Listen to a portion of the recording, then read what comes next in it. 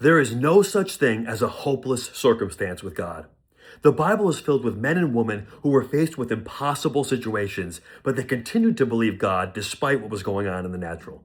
Whether it was Abraham, who had the promise that he'd be the father of many nations and would have many descendants, even though he had no children and he was way past childbearing age and his wife was way past childbearing age, they continued to believe that what God said would come to pass, and in the end, they became the father of many nations with many descendants.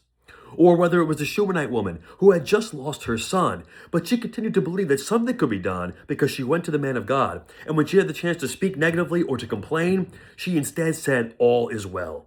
And of course, she received her son back. Her son was raised from the dead.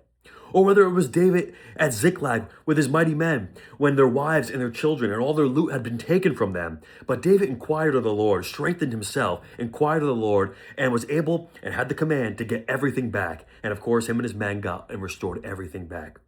Or whether it was the woman with the issue of blood in the Gospels, when we see that she was suffering for many years and spent all she had going to many doctors, was in a hopeless situation. But when she heard that Jesus was the healer and she reached out and touched his garment, she was made well.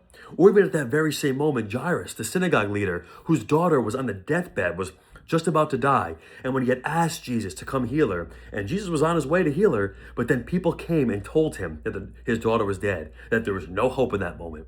But Jesus told him to not be afraid and continue to believe. That was a hopeless moment in that moment, but Jairus clearly continued to believe because, of course, Jesus raised her from the dead and he got his daughter back. This is just a few of countless examples of people that were in hopeless situations, situations that you would say are impossible to resolve. But with God, there is always a way. So no matter what you're going through, continue to believe God, continue to trust him. He can make a way when there is no way.